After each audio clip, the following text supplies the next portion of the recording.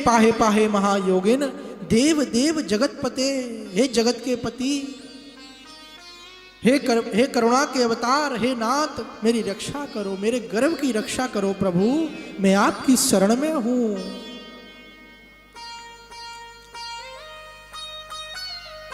भगवान कहते हैं उत्तरा, तुम अपनी रक्षा चाहती हो या अपने पुत्र की रक्षा चाहती हो? उत्तरा ने बड़ा सुंदर जवाब दिया। उत्तरा कहती है, प्रभु मैं अपनी रक्षा नहीं चाहती, मेरे गर्भ में जो संतान है मैं उसकी रक्षा चाहती हूं। बोले क्यों? बोले प्रभु आपकी बदनामी हो जाएगी। बोले क्यों हो जाएगी? बोले प्रभु इसलिए हो जाएगी, अगर आपने मेरे गर्भ की रक्षा नहीं की तो लोग ये कहेंगे कि जिन पांडवों की रक्षा स्वयं भगवान श्री कृष्ण करते थे, उन पांडवों के यहां कोई पानी देने वाला भी नहीं बचा। इसमें मेरी हंसी नहीं है प्रभु, इसमें आपकी हंसी है, और मैं आपकी भक्त हूं, और कोई भक्त नहीं चाहता कि मेरे प्रभु की हंसी होए। कोई भक्त नहीं चाहता कि मेरे ठाकुर के लिए, मेरे कृष्ण के लिए, मेरे द्वारकाधीश के लिए कोई गलत शब्द कहे। प्रभु मुझे मेरी रक्षा नहीं चाहिए, रक्षा करना चाहते हो तो मेरे गर्भ की रक्षा करो। जिस गर्भ में पांडवों का वंश पल रहा है, इस वंश को आगे ले जाने वाला पुत्र पल रहा है, उसकी रक्षा करो प्रभु। भगवान रीझ गए। और देखिए, परमात्मा को कुछ प्रिय है ना, तो भक्त का भाव प्रिय है। तुम्हारे लड्डू, पेड़ा, मिठाई, मिष्ठान, फूल, धूप, दीप, नैवेद्य, ये नहीं, उनको भाव चाहिए। भाव का भूखा हूं मैं, भाव ही एक सार है, भाव से भजते मुझे तो भव से बेड़ा पार है। उत्तरा की बातों में, उत्तरा के शब्दों में वो भाव थे, वो करुणा थी, वो उदारता थी, वो दया थी, वो दीनता थी, जिससे भगवान रीझ गए।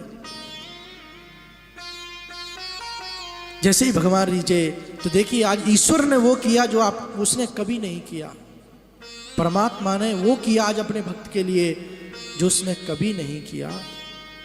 और ये बात आप समझ लो कि परमात्मा भक्तों के लिए वो कर सकता है जिसके लिए परमात्मा भी नहीं सोच सकता। लेकिन भक्त कोई हो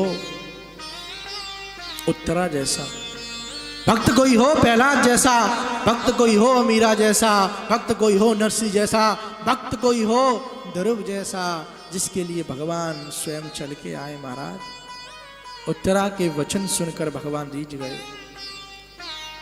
बोले ये अपनी रक्षा नहीं चाहती, ये चाहती है कि अगर इसके पुत्र की रक्षा नहीं हुई तो कल को लोग ये कहेंगे कि जिस पांडवों के वंश की रक्षा श्री कृष्ण करते आए, इतना बड़ा युद्ध श्री कृष्ण ने जितवा दिया, विजय प्राप्त करा दी, लेकिन आज पांडवों के वंश में कोई पानी देने वाला नहीं है।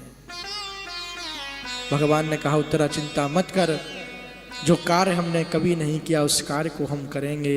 और भगवान अंगुष्ठ मात्र रूप लेकर उत्तरा के गर्भ में चले गए। महाराज भगवान कभी गर्भ में नहीं जाते, कितने बड़े करुणा हैं, करुणा की निदान है हमारे ठाकुर जी। और फिर भी हम परमात्मा को भूल बैठे हैं, फिर भी हम उन्हें याद नहीं करते।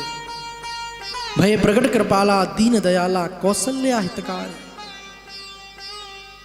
द्रौपदी जब माता कौशल्या के सामने भगवान प्रकट हुए, शंख चक्र गदा पद्म भगवान के हाथों में थे, प्रकट हुए अपने रूप में, गर्भ में नहीं गए।